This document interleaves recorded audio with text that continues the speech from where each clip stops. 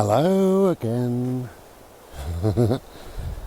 We're in the forest. I'm making this on the end of a video. It's not going to be the end of a video, it's going to be a proper video or standalone video. But it's on the end of a video. So you have to excuse my breath and what have you because I'm out of breath. I've got two coats on. Mr. Solar Face is up there.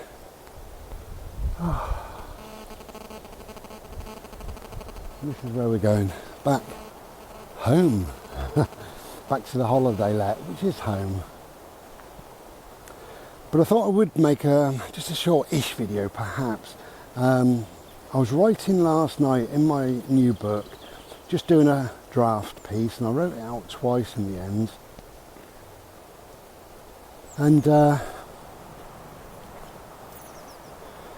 was talking about the purpose, your purpose of being here, your purpose in life, which I believe is worth exploring to understand. It's a bit funny because I'm a little bit kind of embarrassed when I talk about like your purpose in life, because it sounds like you're massaging your ego and blowing your trumpet and say, oh, look at me, look what I can do. Well, you have to take it how you want to take it. Choice is yours. It's a blowy day, it's a blue sky, it's wonderful.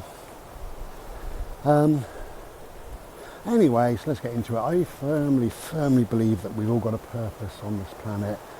And on a superficial level, and superficial, this is going to sound massive, but it's still superficial. A lot of people would say, well, I think my purpose on life is to be a dad, to be a taxi driver, whatever. Perhaps to be an artist, to be an author, who knows. And that's great, but it's quite superficial, I believe, because a lot of people do all of that and then more, sometimes.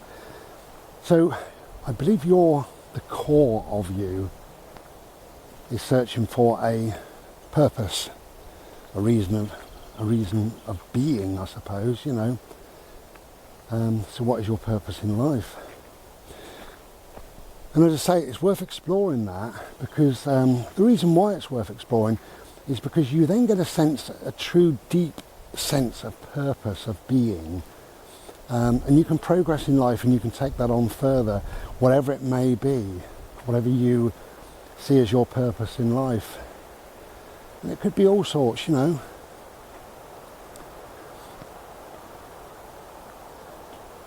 there's loads of ways of finding your purpose in life. But if you can do this, if you can think back to your childhood,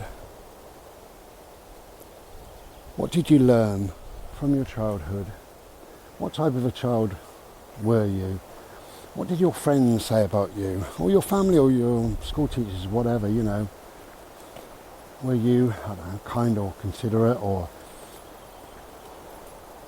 did they call you an old soul? Did they say you're wise beyond your years?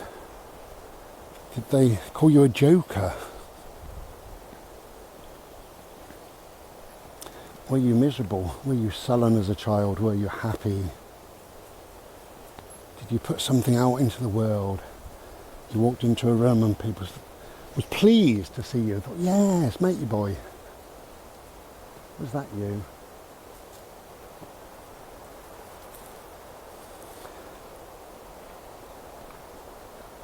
And when you look back to those days, it gives you ideas and clues and things like that, And again, it is awkward and embarrassing and what have you, but you do have to talk about things sometimes. When I really think back, one thing I did was to try to help people and give them some advice or whatever, even as a little boy. And I remember one of my friends, certain things were going on in his life. And he said to me, can I talk to you? And I said, yeah. And went on a push bike ride, and we had two recreation grounds, very lucky in them days. A large one and a small one. We went to the large one, and he said, before he started talking, he said, I wanted to talk to you because you're clever. And I said, what do you mean clever? And he said, well, you know things.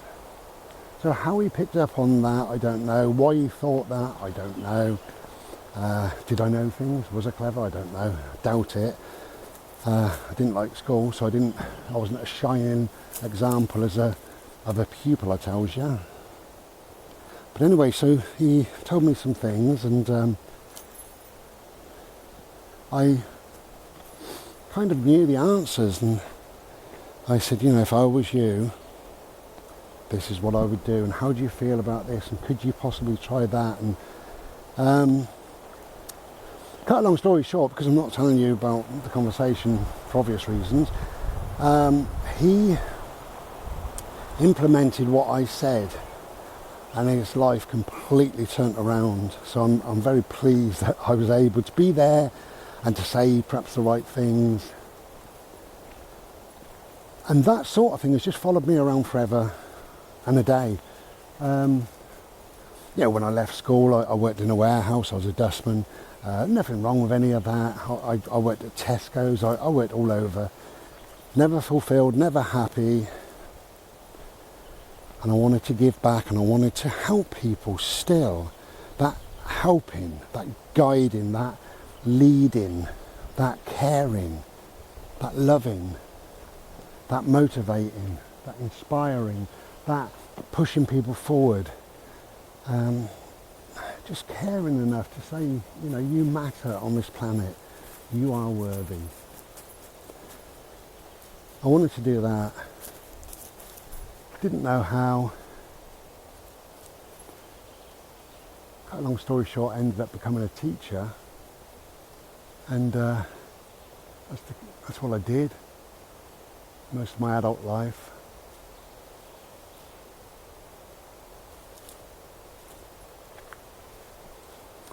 And I felt that was very, very important, because I was just helping others. And things in life get bigger and bigger sometimes, so when you're helping students or whatever, sometimes you get involved in their families, and you end up helping the families and guiding them a little bit, you know. And again, that is very, very important to me. It's always been important to me. And if we leave the embarrassment of it out, I still do it now, do it every day. If I can help somebody, I will. If I can leave somebody better than I find them, that's what I will do. So my purpose in life is simply that.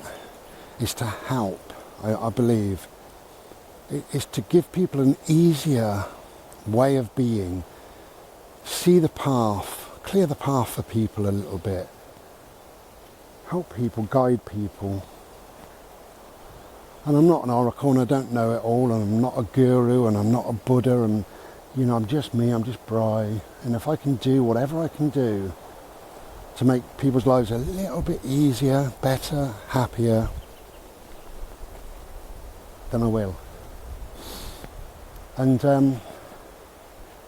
now I'm no longer teaching. I've worked in lots of different things over the years, working with people with mental health issues, brain injuries, autism, lots of different things really. Lots of stuff that I'm not even going to bother talking about it really. So now that I don't do that,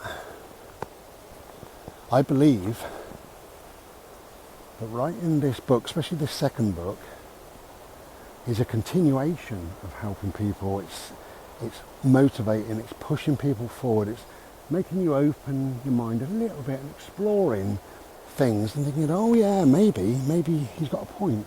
You might read it and think, oh, what a bloody idiot, and that's great, you know, that's fine. Bode, get out of there, move, get out of there. But I believe that is still a form of helping people. I suppose, yeah, my purpose in life is to help people.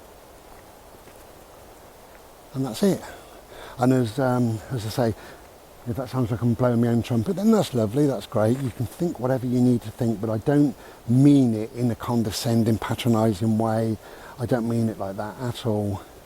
But if that's how you want to take it, fine. And goodbye, because you've clicked on the wrong channel. That's not me at all. So everybody's got a purpose in life. And when you slowly work out what your purpose is in life, it does bring something forward, and you have a better life. You feel more complete, and you feel more connected, and perhaps better able to cope. You know, I believe that we are all walking each other home, and if we can do that to the best of our ability, then that's great. There cannot be any wrong in that.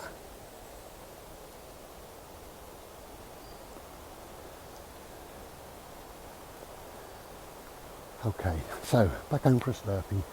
Just me emptying my head there. Think what you like. But if you can, work out what your purpose in life is and just see if it helps in any way. But you will read, if you want to, you'll read more about that in depth when the book is done, which will be a few months probably, I don't know. We'll see. So, there we go.